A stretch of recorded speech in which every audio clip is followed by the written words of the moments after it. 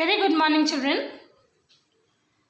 Welcome again in biology class. So again we'll continue chapter human reproduction and the subtopic female reproductive system. In a previous video, children, I have covered till uterus. So today we are going to start the vagina, which is a muscular tube measuring about 7.5 to 10 centimeter in length.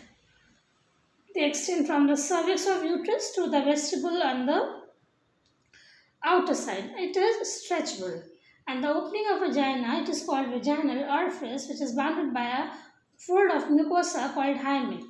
Now, the function of vagina is to provide passage for the menstrual flow, receives male's penis during copulation, and serves as birth canal at the time of delivery. Next is the vulva, which has again four main parts: mons pubis, labia majora, labia minora, clitoris, and hymen. Now come to the accessory glands. Now these accessory glands are two main shaped glands which are present on either side of the vaginal orifice, and they secrete lubricating fluid which opens into the vestibule. Now they are known as the Bartholin's gland or vestibular glands. Now come to mammary glands, which are modified sweat glands, and they occur in two rounded thoracic protuberances called breast. They have pads of fatty tissues. When a girl attains puberty, the mammary glands they begin to develop in females with the help of progesterone and estrogen hormones. In males, they are present in the rudimentary form. Now, the function of these mammary glands is to secrete milk after the birth of a child. Now, hormonal control of female reproductive system. Now, this functioning of ovary, it is regulated by pituitary gonadotropin hormone. FSH of anterior pituitary stimulates growth, development, and hormone secretion of Graafian follicle and maturation of ovum.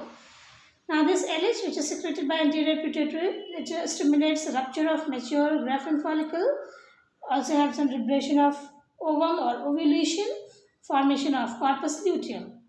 Now this corpus luteum, it stimulates secretion of progesterone.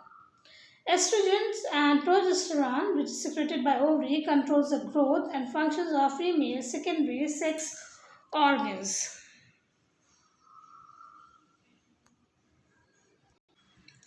Now come to onset of puberty in females.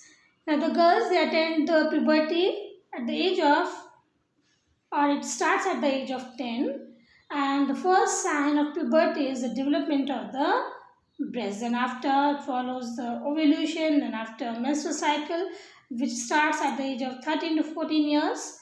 Now this puberty, it is initiated by hormone estrogen.